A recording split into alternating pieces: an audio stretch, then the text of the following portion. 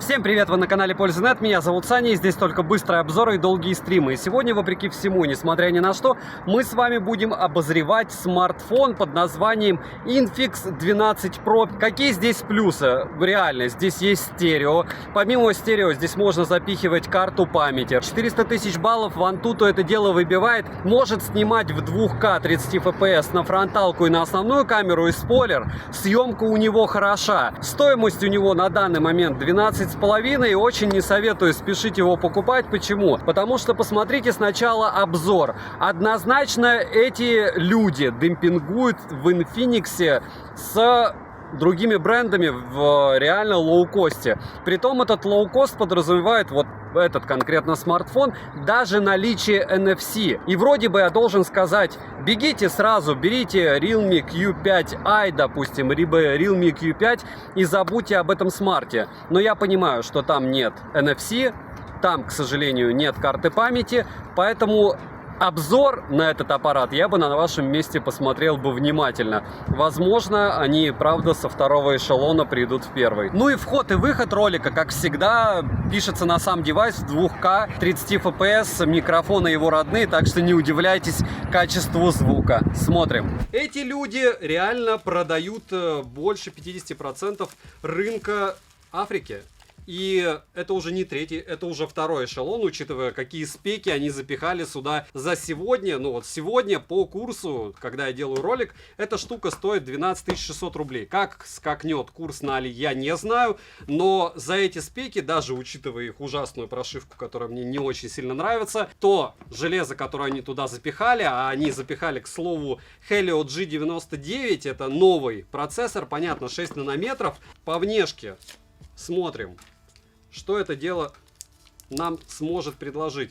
Здесь они взяли внешку больше похожую на, если вы помните, год назад был Huawei P50 Pro, я делал обзор. Кажется, что он какой-то слишком легкий, с одной стороны. С другой стороны, я вижу, что здесь прямые грани, за что отдельный плюс. Здесь каплевидный вырез под камеру, то есть тут не дырочка под фронталку, а тут прям капля. Вес 194 грамма. Welcome to join XS Club. Не хочу знать, что они имели в виду. Чехол вот в таком пакетике. Кто сходил в магазин. Ключ для извлечения карт памяти и симки. Я уверен, что здесь симку и карту можно запихать. Две затычки и основная камера. Ультраширика здесь нет. Русский язык на борту, к слову, кстати, довольно шустро это дело работает. Но опять же, повторяюсь, что у меня претензии основные к данным аппаратам две. Первое, это то, что не факт, что это дело будет у вас через год так же быстро работать. Даже три. Вторая, под них, вот под эти процессоры конкретно, не куалкомовские, будут последними адаптироваться все игры, программы и все остальное. Третье, это то, что вы, скорее всего, его не сможете продать более-менее адекватно, если вы не сможете купить его на какой-нибудь распродаже, а пойдете покупать абсолютно неразумно куда-нибудь в магазин. Русский язык на борту, остальное все мелочи жизни. Все это дело я буду проверять и тестировать. Смысл сейчас разглагольствовать нулевой. 164 мм высота, 76 мм ширина. Толщина с блоком камер 10 мм, 10,8, без блока камер 8,3 мм. Подбородок не такой большой, каплевидный вырез не так и бесит, потому что он идет, ну так, более-менее аккуратненько. Чехол прячет камеру полностью. Зарядник у нас, ну давайте зажгите, и пусть это будет 33 ватта. Да, 33 ватта, как раз как Poco X3, как вы помните. К слову, он сейчас стоит почему-то космических денег. И даже проводные наушники-вкладыши. Очень мракобесного вида, но положили, за что отдельный плюс. Итого, мы имеем супербюджетный африканский топ. Притом с довольно вкусными характеристиками. Там 8 гигабайт оперативки, довольно неплохая внутренняя память. И камера на 108 мегапикселей. Ну, цифры они любят так же, как Xiaomi. Смотрим. Розыгрыши моря. Читаем описание, какие сейчас актуальны. Этот смартфон я тоже разыграю. Условия расскажу вам в конце. Ну и в принципе всем, кто оставляет коммент под любым моим роликом, огромное спасибо. Вы помогаете проекту. Постоянный же розыгрыш — это 5 Mi Band 6 серии. Разыгрывается за лайк, подписку и комментарий к любому видео ежемесячно. Помимо этого разыгрываются наушники Sony. Помимо наушников Sony сейчас еще есть в розыгрыше защищенные защищенный смартфон. Следите за описанием, подписывайтесь с колоколом, перейдем же к смартфону. Полетели. Поставляется данный девайс в серой, белой и голубой расцветке. Внешне смартфон выглядит неплохо, но качество материалов, как я уже говорил, не топ. Сборка соответствующая, тыльная часть выполнена из пластика, как и рамка. В руке как с чехлом, так и без него лежит вполне удобно, но из-за ширины смартфона пользоваться им одной рукой лично мне не всегда удобно, хотя у меня руки особо не огромные. Материалы марки, так что лучше носить его в чехле. На корпусе расположена кнопка питания со встроенным сканером отпечатков пальцев, качели регулировки громкости, разъем USB Type-C версии 2.0, микрофоны, один основной динамик и один разговорный. Звучание здесь стерео, так как разговорный динамик выступает в роли основного. Качество звука не худшее, что я слышал, минус в том, что от звука вибрирует весь смартфон. И здесь уже не притянешь, как в Poco, что вот специально крышка вибрирует для того, чтобы басов добавить. Нет, это конструктивный недостаток. На борту также есть технология DTS с 4 звуковыми режимами и простенький эквалайзер, за что отдельное спасибо. ИК-порта не завезли, но есть мини-джек, для меня он важнее, хотя есть те, кому важнее ИК-порт. Летим дальше. Смартфон оснащен AMOLED-дисплеем на 6,7 дюйма с разрешением 1080 на 2400 пикселей Full HD+. Соотношение экрана к корпусу приличное, такое 92%. Плотность пикселей хорошая, 395 ppi, что практически близко к моему золотому стандарту в 400 ppi. При прямом попадании света на экран лично мне яркости не хватает. Не скажу, что смартфоном невозможно пользоваться в солнечный день, но затруднительно это однозначно. Частота обновления экрана максимально скромная, как будто Back to Future, назад в 2015, 60 Гц. В настройке есть пункт Ultra Touch, в котором можно выбрать скорость пролистывания и скорость анимации. DC-диминга в наличии нет, шим на 100% яркости 6,5%, на 56,5% и на минимальных целых 103%, на нуле 32%. Показатели шима на минимальной яркости не радостные, и у меня за время использования глаза от экрана не уставали, и дискомфорта я не ощущал. Автояркость работает хорошо, и под освещение подстраивается корректно. Под разными углами тон картинки слегка бросает в теплый оттенок. Always on дисплей в наличии, но не полноценный, а 10-секундный. Далее, мультитач на 10 пальцев отсутствует, распознает экран только 5 пальцев. Это для всех, кто у меня спрашивает: Саня, почему в 2022 ты проверяешь 10-пальцевый тач? Потому что не на всех смартах, к слову, даже средней ценовой категории, даже у топ-брендов, 10 пальцев ловится сразу. Вот бывает такое, что вообще только 5 пальцев. О чем это свидетельствует, можете сами догадаться, но логично ни о чем хорошем. Разблокировать экран можно при помощи сканера отпечатков пальцев, внедренного в кнопку блокировки и распознавания лица. Сканер отпечатков пальцев работает хорошо и довольно быстро. Внести отпечаток одного и того же пальца несколько раз можно, но уведомление о том, что данный отпечаток уже зарегистрирован, всплывает. Распознавание лица срабатывает неплохо, даже под углом. Внести биометрические данные можно только одного лица, подбородок внизу экрана есть, но не сказал бы, что он громадный. Экран простенький, в целом цветопередача хорошая, цвета насыщенные и контрастные. Летим дальше. Процессор установлен 8-ядерный от MediaTek Helio G99 с техпроцессом 6 нанометров и максимальной частотой 2,2 ГГц. Я его в других смартах пока не встречал, так что для меня это первый телефон на Helio G99. Графический процессор ARM G57MC2, интерфейс XOS 10 версии на базе Android 12. Интерфейс хоть и выглядит неплохо, но плавности в анимации 0. Я бы сказал, просто очень мало. Хотя, с другой стороны, может быть причина в экране с 60 Гц, который топовым не назвать. Оперативная память 8 ГБ. Производитель заявляет о внутреннем расширении ОЗУ до 5 ГБ, но данной функции на смартфоне я не обнаружил, и даже если она будет, помните, что все эти виртуальные оперативки — это курам насмех, как в одном полнометражном фильме «Миссия Serenity» говорили. Внутренняя память по тестам не выше UFS 2.2 на 256 ГБ. Расширить память, напоминаю, возможность есть. Имеется поддержка двух диапазонов Wi-Fi 5 серии. 5G сети смартфон не поддерживает, но есть версия данного смартфона с поддержкой 5G. Для 4G бенды есть 7 и 20. Связь устройства ловит хорошо, звучание при разговоре хорошее. Микрофоны, как и датчик приближения, не подводили. Запись разговора в стоке есть и без уведомления о начале записи. VO-LTE на борту. Линейный мотор с 4D вибрацией не порадовал, но настроить силу вибрации можно. Bluetooth версии 5.0,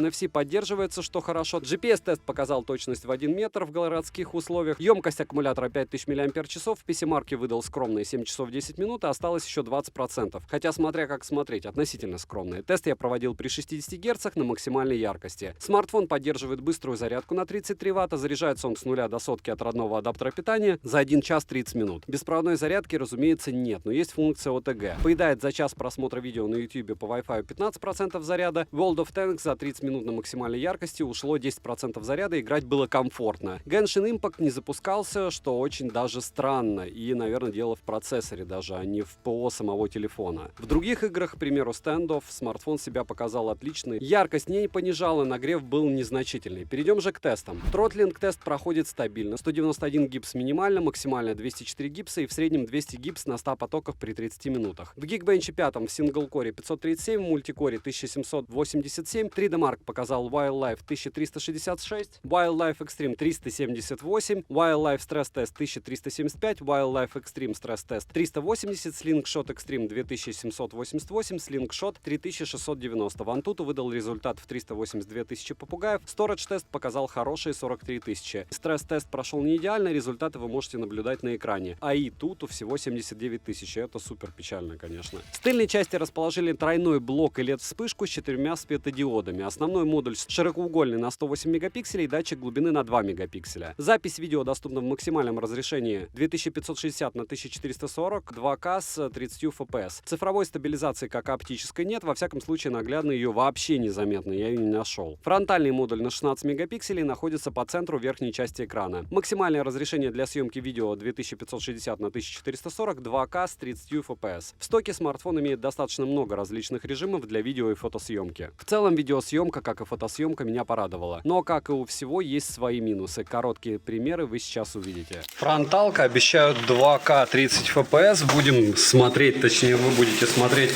в не очень хороших условиях, насколько хорошо камера снимает, но на данный момент к прошивке у меня 1 миллион плюс один вопрос.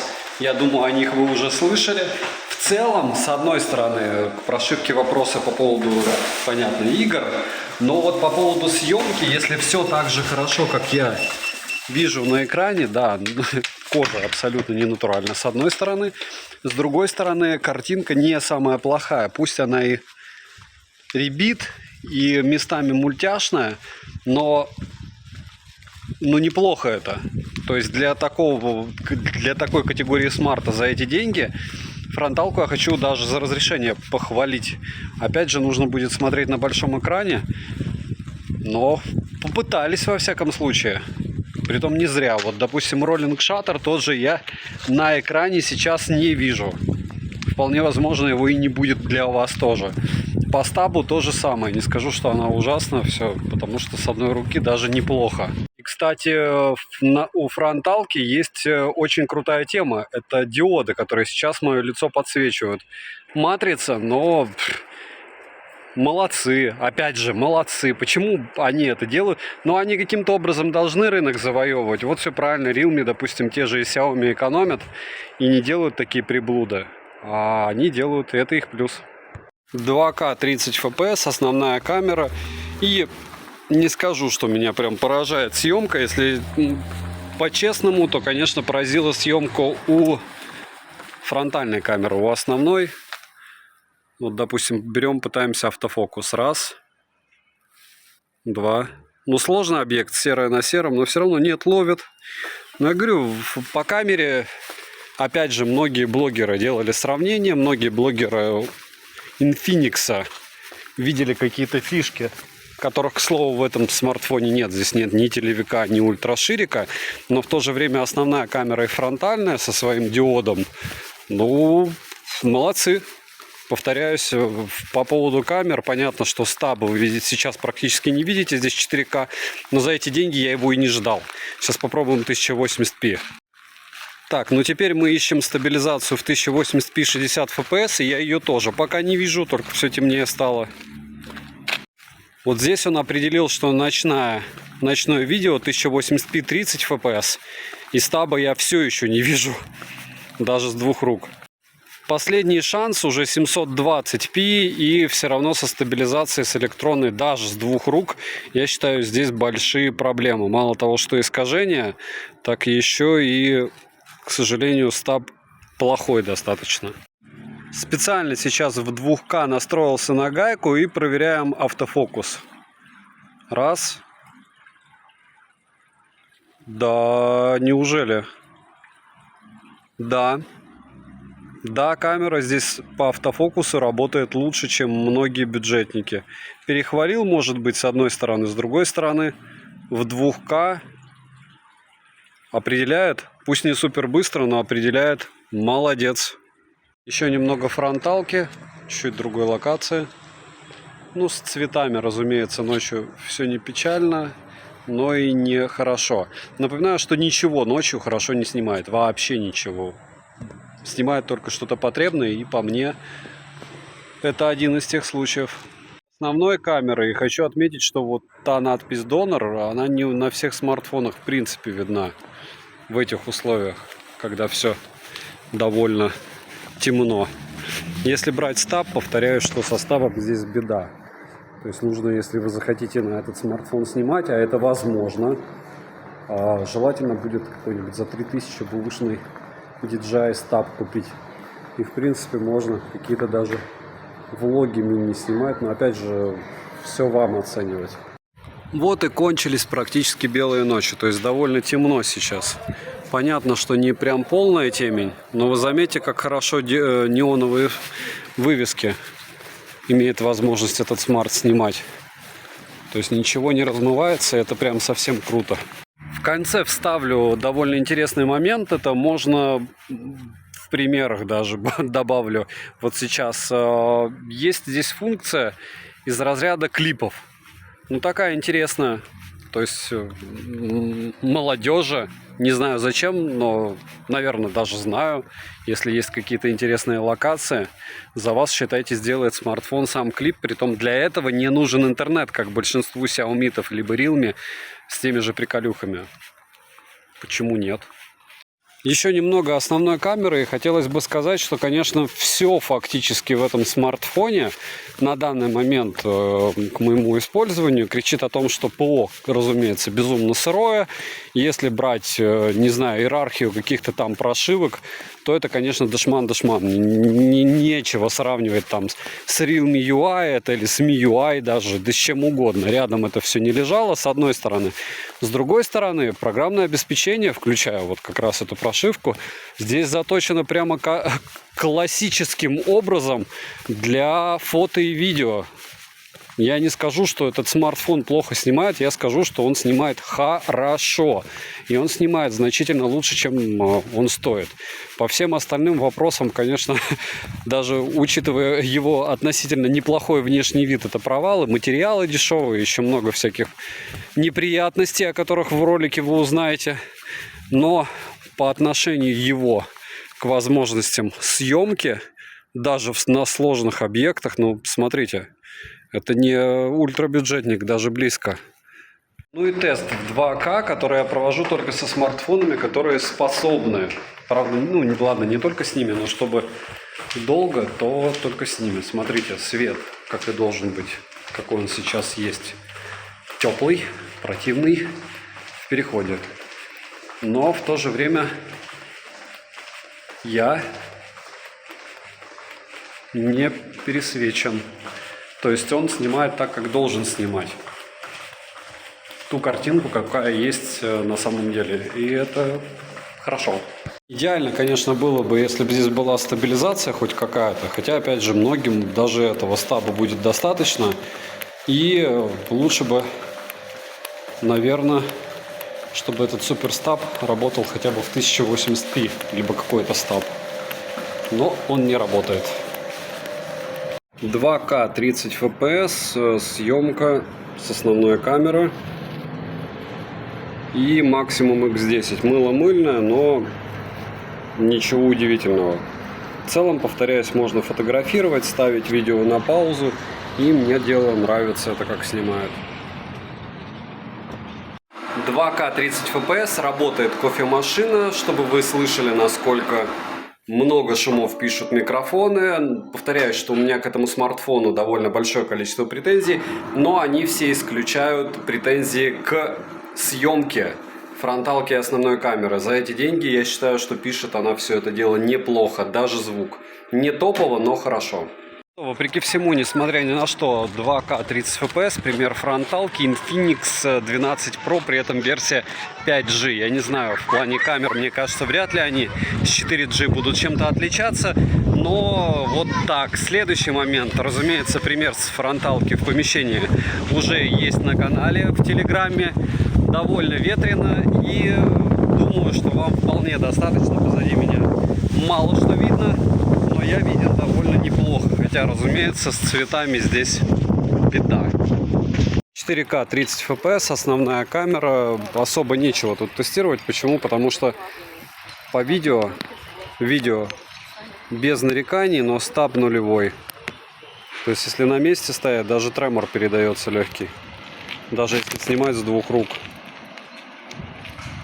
Не скажу, что картинка идеальна, но вот он даже облака пытается. Да, вот они алгоритмы, правда? Видите, что с облаками происходит? А лицо он хватает быстро, кстати. Сразу и определяет.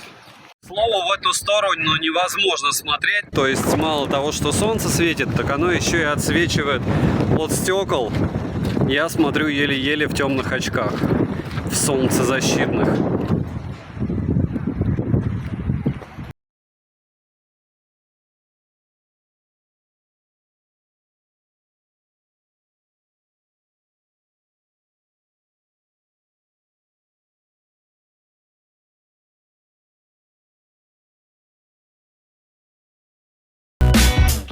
Минусы: нет ЭК-порта, экран только 60 Гц, притом тач на 10 пальцев не работает, это грусть-печаль меня съедает. Сборка действительно хромает, показатели шима практически такие же, как у многих самсунгов, и это не есть хорошо. Мало яркости, не справляется на данный момент из-за процессора, как мне кажется, с установкой даже Genshin Impact, и нет стабилизации у видео, хотя фото меня более чем устроило за эти деньги. Цену можете посмотреть по ссылке в описании к видео, учитывая курс, она просто нереально шикарна, но опять же помню, что это аппарат не первого эшелона, и всегда нужно делать на это припуск. Всем спасибо, кто поставил какой-нибудь комментарий под любым из моих роликов. Резюмирую я довольно нестандартно. Напомню вам минусы. Здесь реально не фонтанное стерео. Следующий момент — это материалы. Это, конечно, к сожалению, дешман. Помимо этого, разумеется, мне не особо нравится ПО, мне не нравится Mediatek, мне не нравится, что я не смог запустить на нем Genshin. А я параллельно с этим тестировал несколько устройств, и на них Genshin вставал без проблем. Притом они стоили дешевле, хочу отметить. И, разумеется, все потом допилится. И вроде бы AMOLED, но только 60 FPS. Здесь все так, шатко-валко. С одной стороны хорошо, с другой стороны ПО. С одной стороны качественная съемка и 400 баллов в Antutu, но с Genshin не запускается. И так, к сожалению, во всем. Насколько он отрабатывает свои деньги? На все 100. То есть этот аппарат своих денег стоит. Стал бы я его приобретать? Нет. Я бы стал приобретать, еще раз, как вначале сказал, Realme Q5, Realme Q3S, либо еще что-то подобное. Что из этого выйдет? Я не вижу у них попыток, как у ZTE, сделать флагманы. Пока. Но я говорю сейчас конкретно за этот девайс. Сколько они туда запихали за эти 12,5 тысяч рублей, это космос.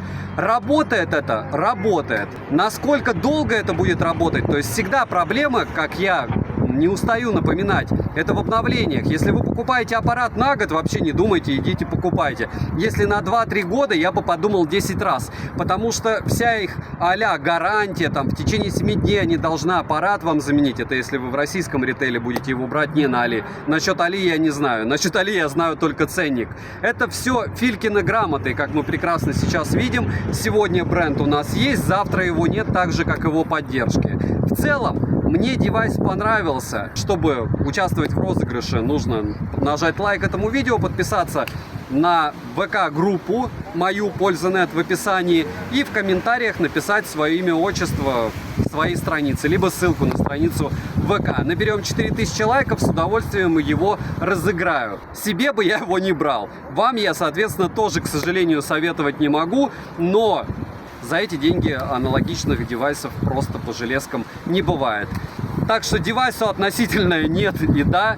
Добра и удачи вам, дорогие друзья.